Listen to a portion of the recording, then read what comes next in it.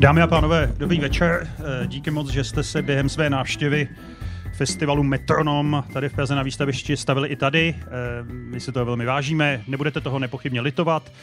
My máme dnes dva speciální hosty, které vám hned představím, protože to je náš vlastně spřátelený, tady žije Federace duchovně. Československo. Tady žije Československo, protože toto jsou protagonisté našeho spřáteleného federálního podcastu. Abych tak řekl, je to podcast, který se jmenuje... Bardy a Káčer? Ano, to jméno je něčím povědomé a je to Rastislav Káčer, slovenský diplomat, také bývalý ministr a diplomat velvyslanec na mnoha, jak to říct, exkluzivních lokacích od Washingtonu po Budapešť. Třeba v Maďarsku, ano. To sú také, robotnícke lokácie, kde sa veľa narobíš, veľa nalopatuješ. No. Tak tam posílaj ty nejlepší si představu. My to hovoríme, že vieš, to sú tí na meso a potom sú tu druhý, to sú tí na plemeno. Ale nenecháte představit. Ano, já teď chápu, že Petr je v podobné pozici tady jako já v našem podcastu a ten druhý je šéf-redaktor online deníku Aktuality. Nebo jak by řekl Radek Bartonček, aktuality.sk Petr Bardy. Dobrý den, prajem.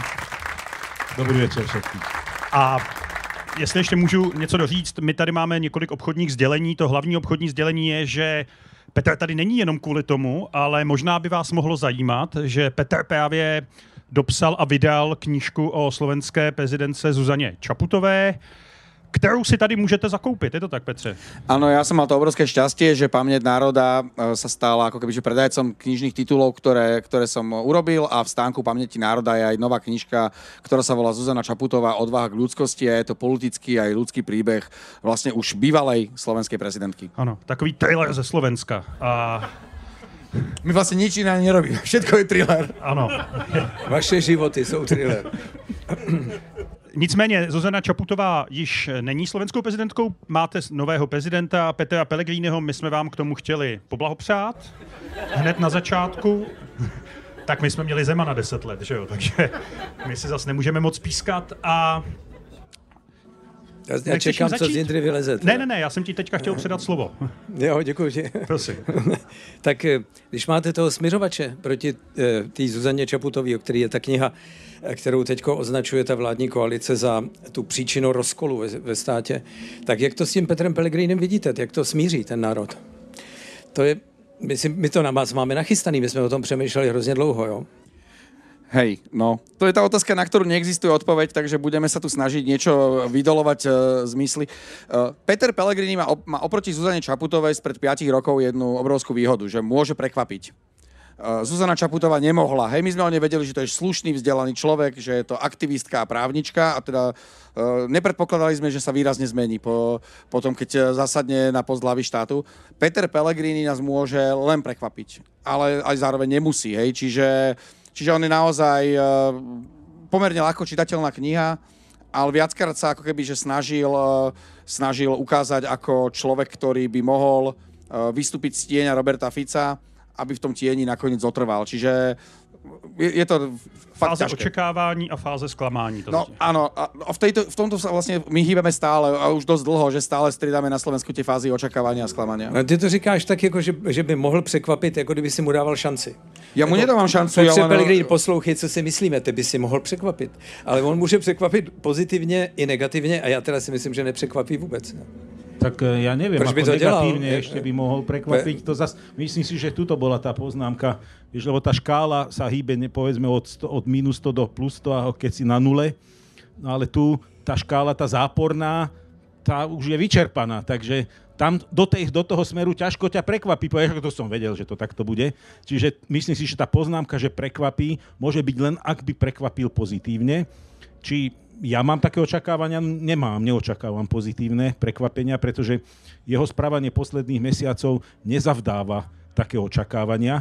Ak by sa to stalo, a teda možno teoreticky niečím by nás mohol prekvapiť pozitívne, ja osobne to veľmi neočakávam, pretože tie posledné mesiace pred kampaňou počas tejto koalície, aj to, ako pristupovalo sa k formovaniu koalície, ale aj to už po akreditácii. Tak akože aký chcem byť prezident, ktorý zmieruje a je nadstranícky, keď prvá vec, na ktorú ide na radu EÚ, kde teda prezidenti nechodia. Zastupuje tam premiéra. Je to veľmi, veľmi nezvyčajná vec. Je to exekutívny formát, na ktorom sa príjmajú vládne rozhodnutia a vládne záväzky. A on ide a správa sa tam absolútne stranícky. Ponižuje tam Kostu, Portugalca, ktorý bol za tým, že vytlačili Smer a Hlas zo socialistov z frakcie. Potom oplúva estonskú prezidentku, lebo je príliš proruská, znamená, že predsedničku vlády, že nebude dostatočne vyrovnaná a tak ďalej. Ešte volá aj iným menom. On je dokonca aj vymyslel iné meno a ja teraz neviem, či to urobil naschvál, alebo či si ho nepamätal. Takže začať prezidentovanie tým, že idem na akciu, kde prezident zvyčajne vôbec nechodí, lebo to nie je jeho úloha, a začne to absolútne zo straníckej polohy, no tak ja neviem, aké očakávania by potom človek mal mať. Jenom promiň. Já budu dělat ďáblova Pellegriniho advokáta, nebo se budu snažit najít na tom nějaký zrnka optimismu, třeba ze slovenské zkušenosti. Vy jste přece měli v době, která byla pro Slovensko mimořádně krizová na začátku 90. let, měli jste zkušenost s Michalem Kováčem, což byl přece člověk, který patřil Vladimíru Mečiarovi a z něj se pak stal poměrně rychle jako svébytný politik, aspoň tak, jak jsme to viděli v Česku, člověk, který se tomu Mečiarovi dokázal i postavit. Peter Pellegrini byl zvolen vším lidem. Na co už teď potřebuje dál Fica? Proč by nemohl být jako svébytným, svéprávným politikem? Ty jsi to napsal už v té knižce. Nie, ja sa tým zaoberám, lebo toto sme už mali pri Matovičovi na strane 116 kapitola, ktorá je, že Becketov syndrom sa nedostavil. A to je presne ten Becketov syndrom, že my očakávame od ľudí, že sa pod akoby, že váhou tej zodpovednosti, ktorú majú, zmenia, že budú lepší, že sa stanú štátnikmi, alebo aspoň, že nebudú škodiť. A ono sa to nedieje. Táto projekcia proste našich očakávaní do politikov zvyčajne končí obrovskými sklamaniami a veď my si to pamätáme, nie je to tak dávno. Pred predčasnými voľbami v septembri minulého roku Peter Pellegrini viackrát povedal, aj pravda, že neklamal, že nebude sedieť v tej istej vláde s Robertom Ficom, lebo on je v prezidentskom paláci a Robert Fico je predseda vlády. No tak splnil, co slíbil. Hej, že keď to berieme takto akože dôsledne, tak splnil, čo slúbil, ale on sa naozaj vymedzoval voči Ficovi a ja zo svojho okolia poznám mnoho slušných ľudí, ktorí sú sociálni demokrati a uverili mu, že to je ten naozaj, že európsky sociálny demokrat, lebo však on sa chcel zaliečať, aj sa zaliečal európskym socialistom, bol v Nemecku ako na jednej zo zahraničných ciest, aby zadeklaroval to svoje európanstvo. No a dopadlo to, ako sme očakávali. Jo, to znamená, že on, když vypadal trošku k světu a uměl nosit kravatu, tak vytvářel takový naději, že by to mohlo být proti těm gangsterským buranům trošku jako svěžejší vítr, jo? Takový svěžejší vánek. Ale to, co si vyprávěl o tom, oba dva jste vyprávěli o tom, jak se předvádí a nepotřebuje to. Jak mi to připadá, že to je takový trošku dítě, který v tombole vyhrálo zmrzlinu a teďko vyvádí, protože má radost z toho, že se mu něco podařilo. Jo, jakoby jede na tygru. Protože ten tygr někdy zastaví a z toho tygru někdo spadne. To znamená, co bude dělat tygr potom. Víš, len pozrieme sa troštičku späť do histórie. Ako došlo k rozchodu Petra Pellegriniho a Roberta Fica. Peter Pellegrini odišiel od neho vo chvíli, kedy Robert Fico bol na lopatkách. Na politických lopatkách. A kedy každý očakával, že toto je jeho koniec a je to jeho politická smrť. A vtedy Peter Pellegrini sa utrhol a tam došlo k nie dobrému rozchodu. Tam, keď si pozriete citáty, ako čo tam jeden o druhom porozprávali. Ono je to tej politike, viete, to také zvláštne, preto mňa výkon politiky odpudzuje a nikdy ma to nelákalo, pretože dvaja ľudia sú si schopní vynadať tým najhorším, najponižujúcejším spôsobom, proste správať sa k sebe absolútne hrubo a potom zrazu sa tvári, že však sme priatelia, veď máme spolu koalíciu.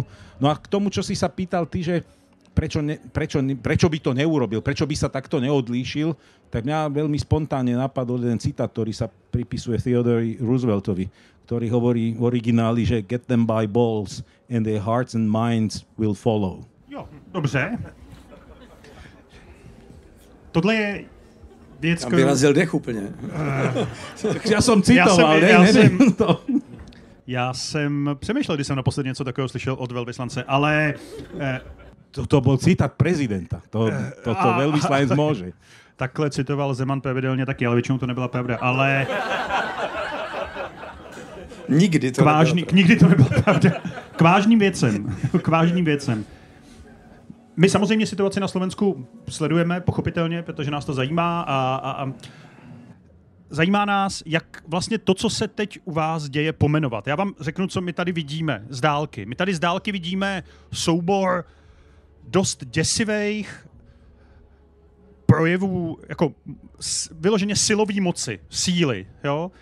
A od rušení speciální prokuratury po zrušení faktický zestátnění veřejnoprávní televize. A tohle všechno je doprovázeno takovými jako malými nebo menšími, absolutně bizarními záležitostmi. Teď mě třeba zaujalo, že jsem viděl, jak poslanec SNS Kotlár, což je, jak jsem pochopil, partner ministryně kultury Šimkovičové a též moderátor fantastické televize Slovan, proti níž, jak jsem říkal, někde XTV, normálně BBC, jo, tak jak on je poslanec, takže prohlásil, že na Slovensku nebyla žádná pandemie covidu. Což je, gratuluju Slovensku, to je jediná země na světě, kde nebyla, možná ještě v Bělorusku teda nebyla pandemie covidu. A že to všechno dohromady vytváří nějaký stav. A mě by zajímalo, jak byste to pomenovali. Já jsem poslouchal jeden z vašich posledních dílů, kde jste mluvili o normalizaci, nebo nenormalizaci na Slovensku. Jak teda pomenovat to, co se teď u vás děje? Připomínám v situaci, kdy ta vládní většina má 4 hlasy navíc, že jo? To není jako Fico v letech 2012 až 16, ale přesto tu zemi dokáže takhle zválcovat. Co se to u vás, pro pána, děje? Jindra řekl otázku na hodinu, takže to zkuste skrátit nějak. Ja by som ťa ešte doplnil, že tá obskúrnosť toho celého je to, že ten Kotlár nie je len poslanec, že on je splnomocnenec vlády pre vyšetrovanie covidu. Čiže on to vyšetril. Má co vyšetřovat. To bude u nás jednou, on vyřeší, no. A druhá toho perverznosť toho celého je, že ona zastupoval na miesto ministerky zdravotníctva na zasadnutí Svetovej zdravotníckej organizácie a my sme ako jediná krajina na svete nezdvihli ruku za spoločnú celosvetovú stratégiu pri boji s globálnymi ochoreniami. Hej, čiže my sme sa normálne rozhodli, že budeme naozaj svetoví a že keď celý svet bude si šerovať informácie, bude si pomáhať pri prípadnej ďalšej vlne covidu alebo pri niečom podobnom, nás sa to netýka, lebo u nás to nie je. Hej, že... To je tá suverénna diplomácia absolútne zvrchovaná, lebo to bolo v tých tézach vládnych, že Slovensko odteraz už nebude robiť to, čo mu hovoria zo západu, už sa nebude takto poklonkovať a bude robiť úplne suverénne to, čo chce. A teraz sme to predvedli až absolútnej dokonalosti, že sme boli takí suverénni, že taký suverénny nebol absolútne nikto, iba my a nikdo jiný. Mně to přijde jako velká výhoda, být úplně nejsuverénnější debil na světě. Že z toho toto je vážna téma, lebo já si z toho nedělám legraci. podpredseda Já si z toho vlády, vůbec ani trochu pozor. bych se z toho nestřílel, protože jak je vidět, tak to táhne. Jo? Jako, to má obrovskou podporu voličskou a nejenom na Slovensku. Nemá to obrovskou právě, šanci že ne. A kdybych nechal domluvit Petra, já bych se ho zeptal, teda měl tu většinu 4 hlasů, jo? Tak... Jak byste to teda nazvali, to, co se teď na Slovensku děje, když odmyslíme tyhle ty vlastně smutně bizarní momenty, které jsou, nevím, jestli jsou víc k smíchu nebo k pláči, jak byste to nazvali? No to je presne ono, že ja akože odmietam to nazývať normalizácia, lebo normalizácia bola oproti tomu, čo zažívame na Slovensku, jeden sofistikovaný proces, keď sa naozaj menil systém a ešte akože menilo sa to za účasti, že tisícok a tisícok vojakov proste Sovietskeho zväzu a spriateľených krajín. Hej, že tá normalizácia patrí to k tomu a nesmieme to, ja s týmito historizmami nie som veľký kamarát, aj keď to akože zvádza k tomu a veľmi to zjednodušuje tú situáciu a ľudia to majú radi, ale ako nie som veľký kamarát. Je to skôr nenormalizácia, že my už naozaj sme nenormálni, že to už prestáva byť, nie že prestáva, ono to je stále vtipné a to je dobré, že vlastne, že v tom marazme, ktorý na Slovensku je, lebo my totiž nemáme na Slovensku ani poriadne dobrú komédiu. Hej, že minule som sa spýtal v robote a hovorím, že my si nevieme už ani srandu zo seba urobiť, že koľko komédií slovenských poznáte. A teraz na mňa pozerali všetci tí kolegovia, že čo ty myslím. A hovorím, tak Pachojibský zbojník, hej, a teraz, že Pachojibský zbojník. A ja, že... A ďalej?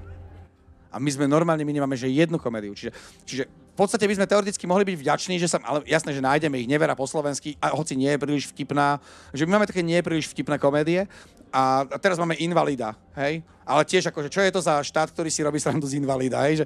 Že aby sme niečo vtipné vymysleli, tak sme proste posadili chlapa na vozík s brokovnicou a smejeme sa na ňom do popukania, že No, ale pointa, že toto ako keby, teda nie je to normalizácia, je to nenormalizácia a je to vlastne odovzdanie, je to taká tá, ako to je, ochlokracia, Hej, nechcem to nazvať, že lúzovláda, lebo to je tiež skrátka, že je to odovzdanie moci do rúk totálne nekompetentných diletantov.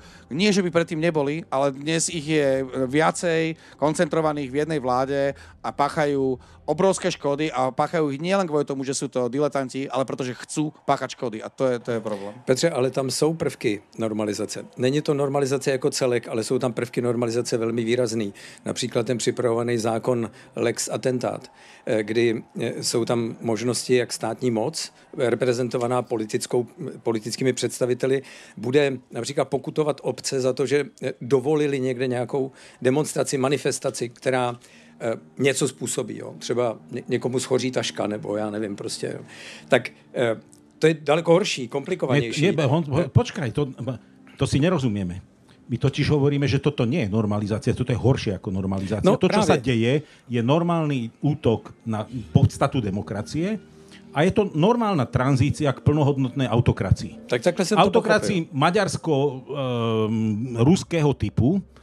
Bohužiaľ u nás nebude možné ho udržiavať tak, ako je udržiavaná v Rusku alebo v Maďarsku, znamená s primiešaním nejakej veľkonacionalistickej ideológie. U nás v tomto je to skôr taká tá národná zaprdenosť ako nejaká veľkonacionalistická ideológia.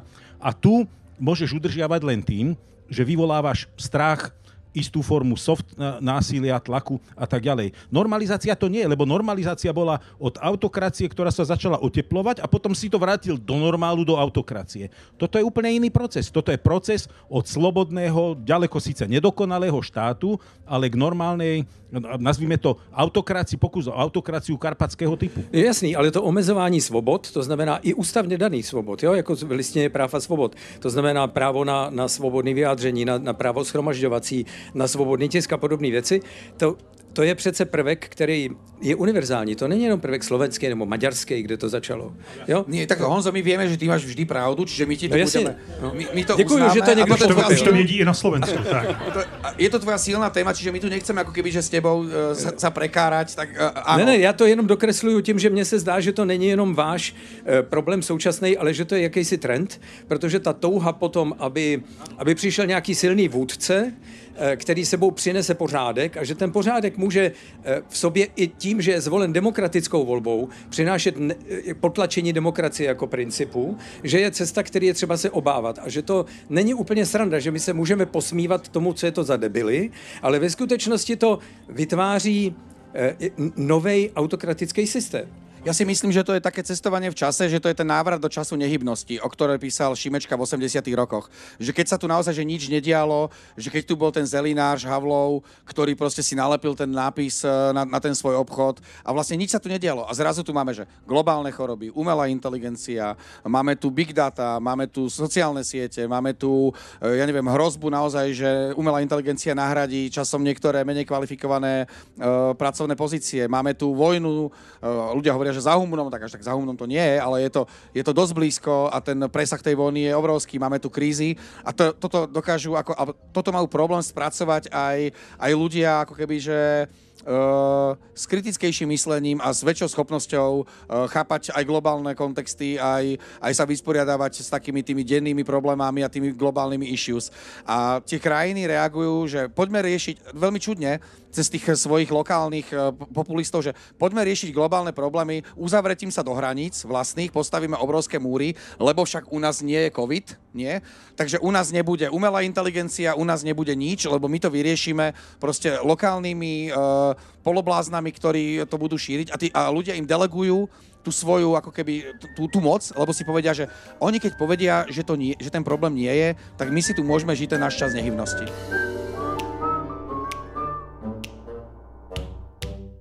Pořád mi ale nedochází, pořád si kladu jednu otázku. Slovensko si zvolilo svoje současné lídry normálně ve svobodných volbách. To se asi shodneme. To byly férové svobodné volby, jak ty parlamentní, tak ty prezidentský. Podle mě jedním jako z měřítek demokracie to, jestli ty příští volby budou stejně svobodní. To je podle mě skoro definice demokracie. A na Slovensku máte svobodný tisk, teď jste měli evropské volby, budete mít pravděpodobně, máte letos taky nejste županský. Ne, to máme rozházený. Jasně, budete mít komunální volby, budou znova další parlamentní volby, máte instituce, máte ústavní soud, máte ještě ústavní soud, že? Dnes ešte bol, keď som odchádzal z Bratislavy, tak ešte bol. Tak. Ale nikdo neví, co se tam děje, že? Bezvadný. To přece tuhle sílu, v kterou spoléhá možná v tuhle chvíli lehce jako menší polovina, jo? Menší polovina je oblíbený termín, Slovenska, přece dál existujou a zlomit je za 4 roky tak, aby ty příští volby nebyly svobodní, přece nemůže být tak jednoduchý. Ale nie, to podceňuješ. Ja už si myslím, že tieto posledné prezidentské voľby neboli úplne korektné voľby, pretože to, čo si povedal, že voľby musia byť demokratické a slobodné, to má niekoľko prvkov, to má niekoľko charakteristík, aby si to takto mohol povedať. Za týchto volieb Peter Pellegrini vyhral spôsobom, ktorý nebol férový, pretože nedodržal volebný zákon a dosť teda výrazne ho nedodržal. Náš volebný zákon hovorí, akým spôsobom sa financuje kampaň, čo je možné robiť a tak ďalej. Minimálny spôsob financovania bol absolútne netransparentný a volebný zákon bol porušený. To my známe. My sa dneska sklzávame postupne, že viac a viac je akceptované, že hráš nefér v politickej súťaži, lebo aj tá má svoje pravidlá, to je ako v športe. A my sa dneska dostávame do polohy, kedy jeden tím dá gól z offsideu, ale kto tam je rozhodca? Rozhodca je štát. A štát čo rozhodne, keď už je to dopadlo a nejako je to zvolené, čo povie, že to bolo, vieš, proste my viac a viac klzávame k tomu, čo som videl v Maďarsku, keď som tam žil 5 rokov, že ty krivíš pravidlá politickej súťaže do takej miery, že keď máš krivú politickú súťaž, neférovú súťaž, tak potom tie voľby nie sú úplne slobodné, lebo sa nerozhoduješ na základe slobodnej, demokratickej, politickej konkurencie. A na tomto, keď tie šráby postupne podoťahuješ, tie voľby majú zvonka, ako si to ty povedal na začiatku, že pozeráme sa zvonka na Slovensku a vyzerá to takto, no zblízka to vyzerá ešte horšie ako z diaľky, to ti môžem povedať. A to je problém. Jasně, ale my jsme tady zažili vlastně pro spoustu lidí možná podobný příběh. Vládnul tady Andrej Babiš, který si koupil média, mohl vrhnout do kampaně neomezený množství prostředků. Miloš Zeman, jeho financování kampaně je jeden velký vtip, jeden velký igelitkový vtip. Jo? Druhá volba byla zjevně s podporou jedný jaksi nepřátelský světový velmoci, tím myslím Ruska. A přesto jsme se z toho dostali. Otázka je na jak dlouho, ale dostali jsme... Ano, ale volby 2021 přinesly absolutní změnu poměrů politických, mocenských. 2023 prezidentské volby to potvrdili. Pozri na európske voľby, čo tam všetko zaznelo, aký sajrajt sa tam naplavil. A nie je zanedbateľné. Vieš, ako... Myslíš u nás nebo u vás? U vás. Tak keď si urobíš, experimentujeme, že? Keď si urobíš poctivú sociologickú sondu o tých fenoménoch, o ktorých hovoril Honzo, to nie je fenomén Slovenska, aj Peter, o ktorom hovoril. Dneska liberálne demokracie, slobodné demokracie, založené na rovnováhe síl, prechádzajú mnohé od Ameriky. Pozri na americkú debatu. Proste ten fenomén, o ktorom hovoríme, je širší. Slovensko dneska je laboratórium toho, ako to dopadne, keď hybridná vojna, ruská dezinformácia prekročí tak hranice a začne na nej kolaborovať tedy bývalý trojnásobný premiér, ktorý si na to privsadí, že radšej budem bacharom, ako pojem do gulagu a potom sa to vymkne s pántou jednoducho. Ale keď si pozrieš v Čechách podrobnú sociologickú sondu, ako rozmýšľa, uvažuje táto spoločnosť, to nie je dramaticky odlišné od Slovenska. Ne, já se nechci vůbec povyšovat a taky vím, že ta změna tady přišla taky třeba díky obrovskému množství propadlých hlasů, nicméně ty prezidentské volby zase ukázaly trochu jiný Česko. Já se jenom ptám, jestli vaše obava, protože vás poslouchám, tak vím, že speciálně Rastě je velmi pesimistický. Takový, já to znám. Ale není. No, já s ním naprosto souhlasím. No dobře. Proč?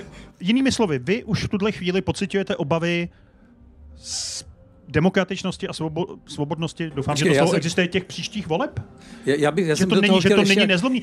Je to Slovensko, ano, v jiný době, to říkáš Rastio přesně, ale bylo to Slovensko, který tady sloužilo jako vzor, Slovensko, který se zbavilo Mečiara a to byla hnusná doba přece. Mně se chce rozkousnout ten mikrofon, protože já jsem chtěl ještě reagovat na to. Jo?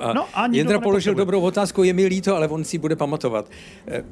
Přeci jenom ten rozdíl je patrný v něčem, co můžeme ilustrovat nejlíp na tom Ficově projevu z nemocnice. Myslím, že to je jako rozdíl oproti zbytku Evropy a světa, protože tam najednou je vyhlášení války té společnosti, která nejde s ním, to znamená, vyhlašujeme válku všem, kteří nebudou držet hubu. Je to tak, že já odpouštím ty pistoli, možná dokonce i té spouště na té pistoli, ale všichni ostatní, nemáme opozici, máme jenom nepřátele, kteří způsobili rozkol ve společnosti a je to jedna obrovská drzá agresivní lež, která pomlouvá ty ostatní z toho, co jsem sám způsobil.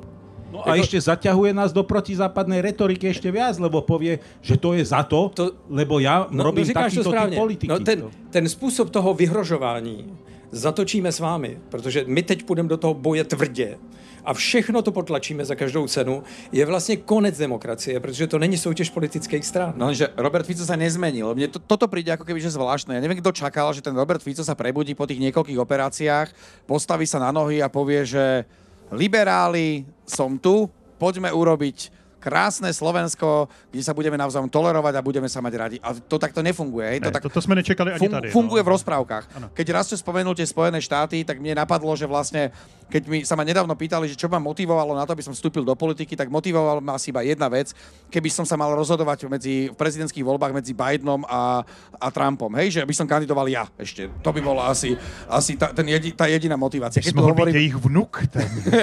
No áno, asi tak by to zhruba vyzeralo. Nie, takto, či budú budúce voľby demokratické? Tak. Ja si myslím, že budú demokratické v zmysle, že ľudia budú môcť prichádzať do volebných miestností, budú môcť slobodne zakrúžkovať za tou plentou, koho budú chcieť, vložia to do obálky, zapečatenú obálku vložia do urny, tá urna sa otvorí, počítajú sa hlasy a ten počet hlasov bude sedieť. V tomto budú tie voľby podľa mňa demokratické. To, čo ale akoby, že tie voľby pokazí a už podľa mňa budú neférové, to je to, čo vlastne začal Rasťo. A tá urbanizácia slovenských médií, ktorá prebieha, to je to rušenie verejnoprávnej RTVS. My nebudeme mať verejnoprávne médiá, už bude len štátna televízia. O tom sa teraz rozhoduje. Vďaka českej spoločnosti nebohého podnikateľa Kellnera už budeme mať znormalizovanú aj televíziu Markíza. Mám na mysli teraz PPF.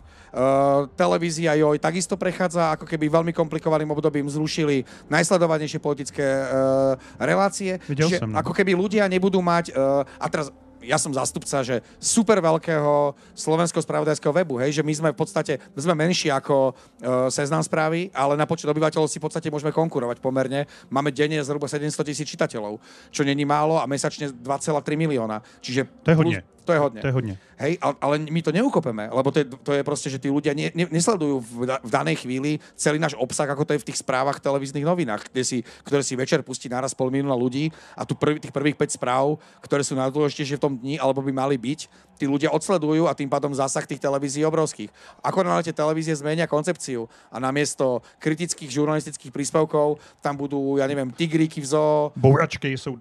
Áno, presne tak, krímy a podobné veci, no tak tá debilizácia, teraz nemyslím nikoho konkrétneho, tá debilizácia spoločnosti bude ako keby že pokračovať a tie voľby budú ovplyvnené tým, že si vlastne štát vytvorí akúsi kombinovanú štátno-súkromnú sieť médií, ktoré budú hrať tie veľké médiá v jeho prospech a už tým pádom voľby budú neférové z môjho pohľadu. No a ty jako šéf-redaktor takhle velkého významného serveru, který navíc patří, pokud to říkám dobře, Ringieru, že jo, švýcarskému, takže ještě jako se zahraničním majitelem, ty už pociťuješ něco v práci, kromě toho, že se s váma nebaví a zakázali vám teda vstup na úřad vlády, pokud vím, tak jako nějaký další typ tlaku pociťuješ? Třeba míra inzerce a tak.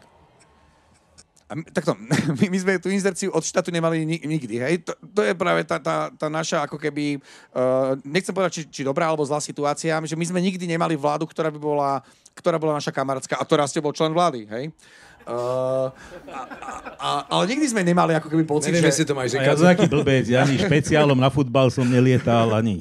Hej, čo ti na to poviem? O túto historku bych pak poprosil, protože to publikum pobaví. Nie, že je tam cítiť ten tlak, samozrejme, že tam je cítiť ten tlak a je to aj ako keby, že tlak na tú redakciu v zmysle, že že od nás ľudia ad jedna veľa čakajú, že ten tlak je naozaj z viacerých frontov, že tá časť spoločnosti, budeme ich volať, že demokratická časť spoločnosti, alebo tá, ktorá je dnes v opozícii, tak tá od nás očakáva, že budeme kritickí, že neustúpime.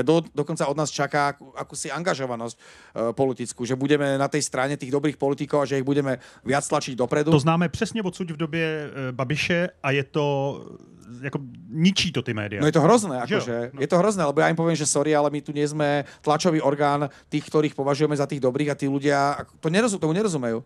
Oni nám povedia, že ale vy musíte v záujme väčšieho dobra, my hovoríme, no dobre, ale my nemáme byť akože súčasťou tej barikádovej vojny, my máme nad ňou lietať a opisovať, čo sa tam deje. Jasné, to je ideálny scenár v ideálnom svete a my v tom ideálnom svete nežijeme a pravdepodobne skôr či neskôr sa časť slovenského mediálneho prostredia preklopí. Lebo už sa to deje a my máme médiá, aj vydavateľské domy, ktoré sa rozhodli, že budú na strane vlády, lebo to je ekonomicky výhodné. To sa oplatí, lebo my sa bavíme naozaj o desiatkách miliónov eur, ktoré ročne odchádzajú z úradu vlády a z ministerstiev do kampaní, do médií a dnes si nikto nelajzne z vydavateľov len tak si povedať, že nechcem tých 20 miliónov od toho štátu, lebo mi nebudú chýbať. No jednoducho tá situácia vôbec nie je jednoduchá. No ale tým, že my sme dlhodobo ako keby v nepriazni, alebo s nami veľmi nepočítalo, tak toto nie je niečo, čo by nás ovplyvňovalo. Horšie je to, že to huckanie tých ľudí, to hecovanie tých nálad a tá radikalizácia toho celého, že skôr sa obávam ako keby fyzických konfliktov, že to násilie sa presunie z toho onlineového prostredia a z tých tlačoviek aj do ulic. Veď 15. mája, 15. kvietna sme zažili atentát, pokus o vraždu Roberta Fica a ja som osobne zažil vraždu môjho kolegu. Jan Kuciak bol môj podriadený. Čiže ja viem, čo to je, keď hádžeš kus hliny na hrob alebo na truhlu svojho kolegu, ktorého zavraždili pre výkon práce, ktorú robil a ja som tam od toho, aby som tých ľudí do istej miery chránil pred takýmito vecami. No taky nechceš zradit ten odkaz, protože to je nějaký imperativ silný. Presne tak. A tím pádem ty lidi po vás taky víc chtějí. Jo? To s tou inzercí, já jsem měl na mysli trochu něco jiného než peníze od státu, ale to, že když vezmu jeden z těch normalizačních prvků, ať tomu tedy normalizace neříkáme, ale ty prvky tam jsou ty, že ty firmy, ty inzerenti si sami rozmyslejí, jestli vám tu inzerci dát nebo ne. Stejně tak jako dary těm neziskovkám, jo, jednotlivým. Já myslím, že brzo třeba Paměť národa Postbellum na Slovensku bude označeno za zahraničního agenta, aby bylo jasno, že máme něco společného určitě ze Šorošem. Slyšíme to s Globsekom už dneska. Ano, tak Globsek je naštěstí v Praze. Len ako konferencia, nie ešte ako organizácia. Dobrý, ale ta cesta je jasná. Myslím, že Globsek bude nakonec sídlit v Praze a my jsme tady za to moc rádi, protože to je opravdu jako jeden výjimečný think tank, který může udělat obrovskou práci v té debatě, která je teď neuchopitelná směrem k tomu, jak zařídit tu světovou bezpečnost ještě před koncem té války na Ukrajině anebo po ní. To znamená vytvořit nějakou platformu, která nebude vládní, ale bude těmi vládami Evropy, ale i Spojených států akceptovatelná a že budou vlastně důvěřovat tomu, že tohle prostředí může pomoct tomu dialogu. To znamená, že to je obrovský favor pro Českou republiku a velká ztráta pro Slovensko. A já jsem moc rád, že ta konference tady bude a ty, Rastio, se na tom podílíš, tak děkuji ti za to. No, tak mňa to mrzí duplovane, pretože som bol jeden možno z dvoch odcov tohoto projektu od počiatku, tak mi to trochu aj láme srdce. Na druhej strane súhlasím s tým, čo vravíš, ale nie tomu som sa chcel venovať. Ja úplne súhlasím s tým, čo vravíš. Toto je len jeden segment. Tie médiá sú len jeden segment. A keďže som 5 rokov v priamom prenose videl, ako sa buduje postupne diktatúra, tak tie prvky jednotlivo vidím, ako sa dejú. Mám preto zvýšenú citlivosť. V Maďarsku. A tam naozaj to boli vyhrážania sa podnikateľom, centralizovanie všetkých financií, ktoré išli z akékoľvek štátnej organizácie. Na to je vytvorená špeciálna štátna organizácia, ktorá rozhoduje o akýkoľvek verejných peniazoch centralizovane, ktoré idú do reklamy. Môže zabudnúť na akúkoľvek reklamu niekto, kto len trochu kritický. To je len jeden prvok, ale to vyhrážanie podnikateľom, to sa stalo Deutsche Telekomu z Indexu. Jednoducho, chcete licenciu, zabudnite. Indexu bol predaný a tak ďalej. Čiže toto fungovalo veľmi efektívne. Ale tam sú ďalšie prvky doťahovania šrábov. Štát je veľký zamestnávateľ a títo ašpirujúci diktátori posilňujú štát a tým, že nemáme silný zákon o štátnej službe, tak sa to využíva na vyhrážanie sa.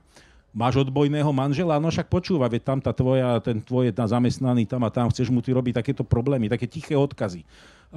inštitucionálne. A potom zneužitie spravodajských služieb. V Maďarsku absolútne.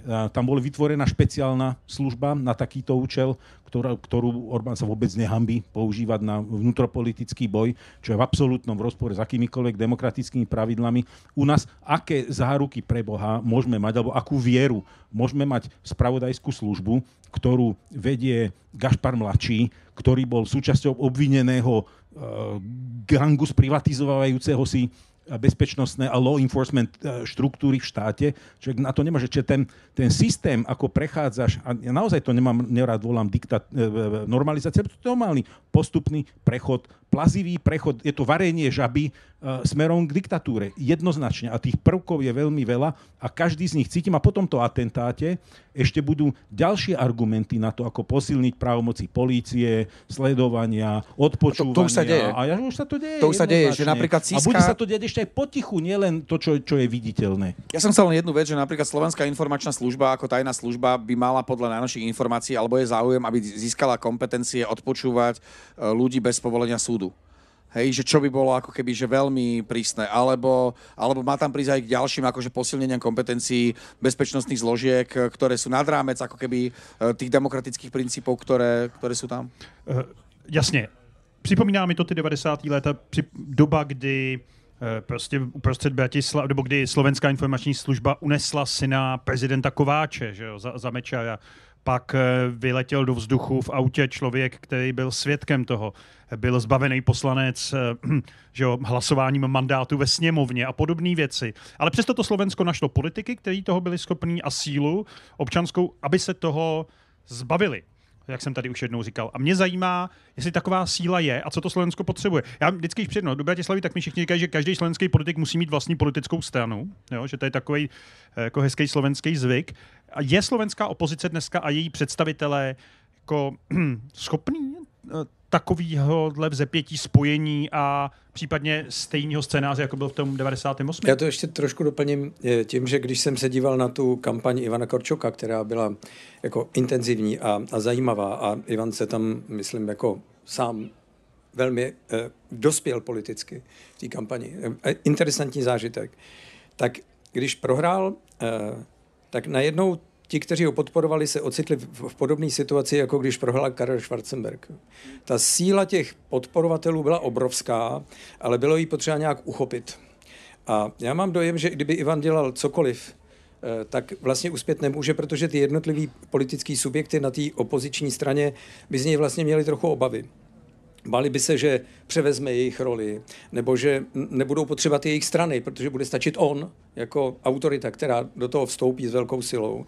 A že to je vlastně jako z tohohle hlediska nevyužitelný. Stejně tak, jako si ten Karel Schwarzenberg tenkrát myslel, že on to nemůže udělat proti všem ostatním stranám v opozici. Jo.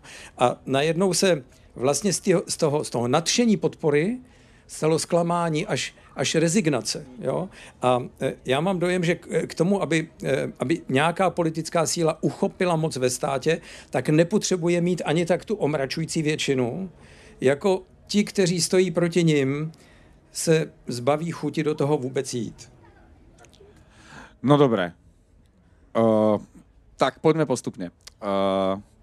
Ja si myslím, že Slovensko dnes nepotrebuje charizmatického lídra, lebo tých sme mali a máme dosť, hej? Vladimír Mečiar, Jan Slota, Igor Matovič, Robert Fico a ďalší. To Galerie elity národa. Áno, my máme šťastie na charizmatických lídrov a tým by som ako keby že ukončil túto časť. Dokonca dnes mám pocit, že aj máme na Slovensku opozičnú stranu, ktorá má potenciál byť vyzývateľom pre Roberta Fica v nasledujúcich voľbách a bola ním aj v predchádzajúcich voľbách. Progresívne Slovensko naozaj dosahuje čísla, ktoré sú porovnateľné s najsilnejšou stranou. A SDKU úprimne tiež nevyhralo žiadne voľby, skončilo vždy druhé a zostavovalo vládu s ďalšími stranami. No a to je problém, že my ako keby už na tých ďalších, už tie ďalšie strany sú slabšie alebo vôbec žiadne. A k čomu tam dochádza? Už to bolo vidieť vlastne počas tých prvých protivládnych protestoch, že my sme vlastne už po mesiaci od vymenovania vlády mali prvé protivládne protesty a veľké, že 10 000 ľudí na námestiach. Tak tak po chvíľu sa zrazu na jednom pódiu sa postavili, že kresťanskí demokrati, progresívci a ekonomickí liberáli a vyzeralo to, že tá opozícia okrem Igora Matoviča ako ja neviem, ako to nazvať, ako solitéra a populistu, že sa dala dokopy a že hľadajú nejaký spoločný ako keby cieľ a spoločnú stratégiu. Lenže tam narazili na seba tie slovenské stereotypy a narratívy, ktoré ovládajú tie myšlienky politikov aj tých voličov a zrazu začala debata, že ako môžeme my, kresťanskí demokrati, stať na jednom pódiu s liberálmi, ktorí chcú tie svadby homosexuálov. Jo, hej? jasne. Přesně vím, o čem mluvíš. A celé to akože išlo do prdele. Je to slušné slovo? Určite? V podstatě. No, každý ho tu zná, jo. Na Ostravsku určitě. Hej, čiže ako keby my tam narážame na tie žabomyšie vojny a tie kvázi kultúrne a hodnotové vojny, zákopové vojny, ktoré sú v podstate nezmyslami, ale funguje to. Tak Honza to dobre povedal, no. A tu my máme, rozdiel proti Čechám je, že sociologická sonda je podobná. To je podobné. V čom by ste inde, je, že máte trošku silnejšie vybudované inštitúcie, ako máte trošku odolnejšie inštitúcie a stále máte zodpovednejšie elity. Toto u nás je v rozklade, a aj v rozklade aj na jednej, na druhej strane, bohužiaľ. To, čo tu môže zahrať, a vždy nad tým rozmýšľam, pretože v tom hlase sú ľudia, ktorých ja k ním mal nejakú elementárnu úctu. Nepovažujeme ich za nejakých bezhodnotových deviantov alebo ľudí, ktorí by naozaj Slovensko radi videli v ruských stepiach alebo v Hortobádi. Jednoducho to sa mi nezdá. Pre mňa, a tá väčšina je tesná, povedali ste to obidvaja viackrát. To je zanedbateľná väčšina. Za normálnych okolností, keby to bola vláda, aké sme mali, ja neviem, s Ivetou Radičovou alebo s Igorom Matovičom, hoci aj s Víkym Dzurindom, tá vláda by sa furt kolísala. Furt by sme mali každý pondelok krče bruchu, že či ešte piatok ho budeme mať. A tu máme vládu s tesnou väčšinou, ale pevne držiacu pokope. A pre mňa otázka tu naozaj je, že či sa nájde 7 statočných, ktorí si povedia, no tak my nemôžeme, akože stratíme kompletne tvár za šaškovania doktora Kolára, plochozemca ktorý nie že povedal, že COVID nebola pandémia, že sme nemali pandémiu covidu, ešte k tomu dodal, že to bola bioterorizmus. Že COVID bol bioterorizmus. Tak to je ešte väčší objav. Jednoducho. Takže pre mňa otázka je, že v tej štruktúre rozdelenia a keď sa pozriete na takú sociologickú sondu, tak zistíte, že to rozdelenie sa na Slovensku až tak dramaticky nemení. Zhruba 60% ľudí má inklináciu jednoducho voliť to, čo teraz reprezentuje táto vláda. Jednoducho tak to je. Väčšinou, a to roky tak to trvá. Ak tá vláda nie je takého charakteru, tak je len, že nejakým zručným spôsobom sa to proste vymkne. To je tady příklad voleb 2021. Sme na tom podobne. Takže prepadlí hlasy. Tuto je. A čo sa udeje? No, bohužiaľ dnes mnohé veci už nezávisia len od nás. Slovensko sa dneska nachádza v citlivej fáze, že nám blbne celý svet, blbne nám Amerika, uvidíme, ako tam dopadnú voľby. Ak vyhrá prezident Trump, to vytvorí dosť extrémne proste nepredpovedateľný dopad na celé západné demokracie. Uvidíme, čo znamená nový Európsky parlament, čo bude nový klub, do ktorého sa v meste bude Robert Fico v klube s Viktorom Orbánom. Kde bude? Orbán chcel ísť do konzervatívcov, poslali ho do pekla. Meloniová, v ktorej on vkladal veľké nádeje, kde sa ukazuje, že môžeš byť aj populisticko-nacionalistická vláda, ale nestratíš zdravý rozum v strategických otázkach a tak ďalej. Čo stráca Orbána, stráca to aj Fico. Čiže tu je veľa externalít, ktoré budú ovplyvňovať to, aké bude Slovensko, aké bude miesto. No a v prvom rade je to ruská agresia, ruská vojna voči Ukrajine. Tu, keby dochádzalo k negatívnemu vývoju, čo by posilňovalo pozíciu Fica, že ja len chcem povedať, že okrem slovenských vnútorných faktorov dneska do hry tu prichádza množstvo vonkajších faktorov, ktoré my už absolútne nemáme pod kontrolou. Já jsem strašně rád, že uvažujeme úplně stejně, protože já jsem to měl připravený jako takovou poznámku na závěr, že vlastně v politice se může stát úplně cokoliv a záleží na okolnostech, které obklopují tu politickou niku. A ta slovenská politická nika není izolovaná a bude stejně reagovat na míru obav, konkrétních obav na to či ono, co se stane ve světě jako celku. A Možná, že ta zkušenost je blbá, že se musíme umět říct, že ta jednota těch, o kterých ty si mluvil, vzniká až z toho velkého tlaku. A s tímto optimistickým závěrem bychom se s vámi asi měli rozloučit, protože vypršel náš čas. Vtipné letecké príhody sme sa nedostali. Lebo Peter hovoril, že Slováci nemajú komédie, ale my máme komédie v priamom prenose. Tak jestli tě můžu poprosit ještě o to, jak letěl slovenský ministr na fotbal, tak prosím, to tady možná ještě někdo nezná, tak jestli by si mohl hodit k lepšímu. No nie, lebo Peter, že my nemáme komédie, no u nás stačí, že ministerka kultúry vystúpia a zrazu máš takú komédiu, že si sa valajú po zemi, alebo teraz po škandále, kedy si polka vlády a parlamentu urobí poloutajovaný výlet na fotbal a na druhý deň na to minister životného prostredia sa zistí, že tiež letí, kvôli nemu letí Airbus z Bratislavy do Sliača, zo Sliača do Stuttgartu a nazad s jedným ministrom.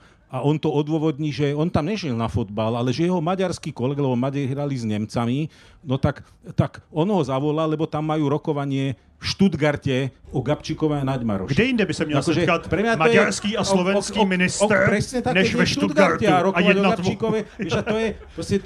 to je tak vtipné, že ani nevieš, či sa máš smiať na tom, alebo plakať, ale tuto mi nahrala, keď som sa rozprával, jedna mladá dáma mi hovorí, že to je ako tie školské výhovorky, že pri škole, pani učiteľka, viete, nedonesol som si školskú úlohu, mi ju zožral, mi ju pes. No tak toto sú slovenská politická realita, že minister príde, viete, nemajte sa bol v Stuttgarte, zožral to pes a všetci povedia, OK, no dobre, no tak čo už s tým. No. Někde se ty piloti musí učit startovat a přistávat. Jo, to znám taky tyhle argumenty. Slovenskou politiku sežral pes. Přátelé, my vám moc děkujeme za to, že jste tady s námi byli. My děkujeme především našim hostům, to znamená našemu přátelnému podcastu Bardy a Káčer, Petru Bardymu a Rostovi Káčerovi. My pro vás, pánové, máme tady takovou pozornost. Je to krásné tričko, které máme i my dva s Honzou, které je jednak tady ke koupení a jednak je na e-shopu Paměti národa. A je to naše nové Je to naše nové tričko se sloganem Náhodou si to pamatuju, a který možná taky z našich podcastů trochu znáte. A to je všechno. Tím se s vámi chceme rozloučit. Moc děkujeme, že jste přišli. Pojďme oslavit 70. Michaela Kocába a hodně štěstí Slovensko. Díky moc. Ďakujem pekne. A krásny večer.